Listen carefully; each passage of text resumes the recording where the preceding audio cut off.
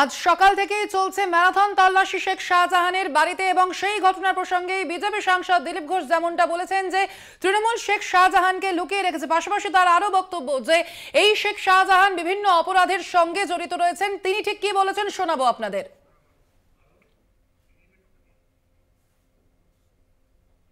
সরকার TMC party Sheikh শাহজাহানকে লুকিয়ে রাখার চেষ্টা করছে।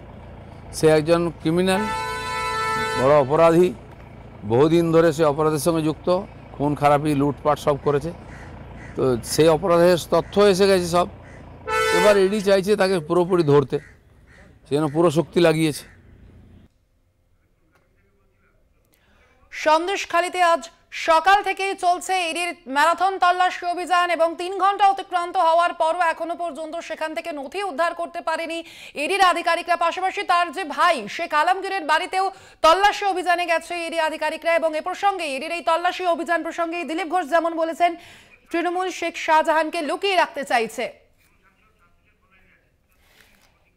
ফোন লাইনে রয়েছেন তৃণমূল সাংসদ শান্তনু সেন। শান্তনুবাবু, আপনাকে স্বাগত জানাই কলকাতা টিভিতে। শান্তনুবাবু, এবারে ইডির অভিযান প্রসঙ্গে, শেখ শাহজাহান প্রসঙ্গে দিলীপ ঘোষ যেমনটা বলছেন যে তৃণমূল লুকিয়ে রাখতে চাইছে শেখ শাহজাহানকে, কি বলবেন?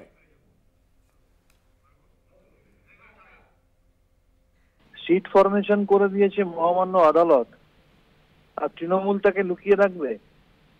দিলীপ বাবুকে সবার আগে প্রশ্ন করুন তো, যে এই কদিন আগে ইডি যে প্রসন্ন রায়ের বাড়িতে রেড করলো, যে প্রসন্ন রায় নিয়োগ দুর্নীতি কাণ্ডের অন্যতম মিডলম্যান হিসেবে দীর্ঘদিন জেল খেটে জামিনে বাইরে এসছে, যার বাড়িতে দিলীপ বাবুর নিজের প্রপার্টি দলিল পাওয়া গেছে, তাহলে তাকে কেন ইডি তদন্ত আওতায় আনছে না?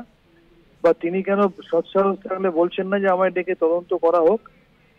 আসলে তিনি নিজেও খুব ভালো মতো জানেন, নির্দেশে এই রাজ্যে বিরোধী দলনেতার তত্ত্বাবধানে এবং এখানকার বিজেপি নেতাদের পরামর্শে লোকসভা নির্বাচন যত এগিয়ে আসবে তত সারা ভারতবর্ষে বিরোধী রাজনৈতিক দলগুলোর বিরুদ্ধে এবং এই রাজ্যে তৃণমূলের বিরুদ্ধে এই ধরনের তৃণমূল বিরোধী একটা চিত্রনাট্য চলবে ইডি সিবিআই কে কাজে লাগিয়ে। এটা তিনি নিজেও খুব ভালো মতো জানেন এবং ইডি কোনো তদন্তেরই আজ অব্দি সুরাহা করতে পারেনি। ইডির অফিসাররা বিভিন্ন রাজ্যে ঘুষ নিতে গিয়ে ধরা পড়ছে, বিজেপির দুর্নীতিগ্রস্ত নেতাদের ইডি তদন্তের আওতায় আনছে না। সুতরাং স্বাভাবিকভাবে তদন্তকারী সংস্থার ইডির মান মর্যাদা মানুষের চোখে একেবারে নেমে গেছে। আগামী দিনে বিজেপি বিদায় নেবে, কিন্তু ইডি তার এই ধৃত গৌরব আর পুনরুদ্ধার করতে পারবে না। ধন্যবাদ আপনাকে শান্তনুবাবু আমাদের সঙ্গে কথা বলার জন্য। ফোন লাইনে ছিলেন তৃণমূল সাংসদ শান্তনু সেন। সকাল থেকেই চলছে আজকে ইডির তল্লাশি অভিযান শেখ শাহজাহানের বাড়িতে এবং ৩ ঘন্টা পেরিয়ে গেলেও এখনো পর্যন্ত চলছে ইডির তল্লাশি অভিযান এবং এই ইডি অভিযান এবং শেখ শাহজাহান প্রসঙ্গেই দিলীপ ঘোষ যেমনটা বলেছেন যে তৃণমূল লুকিয়ে রাখতে চাইছে শেখ শাহজাহানকে। অন্যদিকে তৃণমূল কংগ্রেস নেতৃত্বের দাবি যে রাজনৈতিক উদ্দেশ্যেই এই তল্লাশি অভিযান চালাচ্ছে কেন্দ্রীয় এজেন্সি। পাশাপাশি আপনাদের জানিয়ে রাখি, আজ সকাল থেকেই চলছে সন্দেশখালীতে শেখ শাহজাহানের বাড়িতে ইডির তল্লাশি অভিযান। গত 5ই জানুয়ারি সন্দেশখালীতে তল্লাশি অভিযানে গিয়ে আক্রান্ত হতে হয়েছিল ইডি আধিকারিকদের। সেদিন অসম্পূর্ণই থেকে যায় তল্লাশি অভিযান এবং সেই ঘটনায় ঠিক 19 দিন পর ফের সন্দেশখালীতে ইডির আধিকারিকরা, সন্দেশখালীতে ফের অ্যাকশনে ইডি। শেখ শাহজাহানের বাড়িতে তালা ভেঙে ঘরে ঢুকে তল্লাশি চালাচ্ছেন ইডি আধিকারিকরা। যদিও এখনো পর্যন্ত কোনো নথি উদ্ধার করতে পারেননি ইডি আধিকারিকরা এবং সম্পূর্ণ এই তল্লাশি যে অভিযানের তার ভিডিওগ্রাফিও করা হচ্ছে। একই সঙ্গে সেখানে উপস্থিত রয়েছে 5 জন সাক্ষীও। কেন্দ্রীয় বাহিনীর কড়া নিরাপত্তা ব্যবস্থার মধ্যেই চলছে এই তল্লাশি অভিযান। একই সঙ্গে সেখানে উপস্থিত রয়েছে রাজ্য পুলিশও।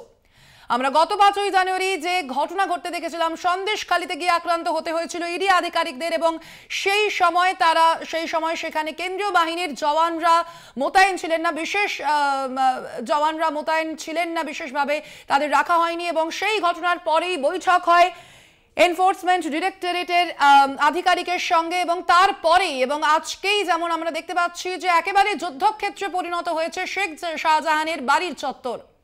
সকাল থেকেই চলছে কেন্দ্রীয় বাহিনীর কড়া নিরাপত্তায় কেন্দ্রীয় এজেন্সির এই তল্লাশি অভিযান।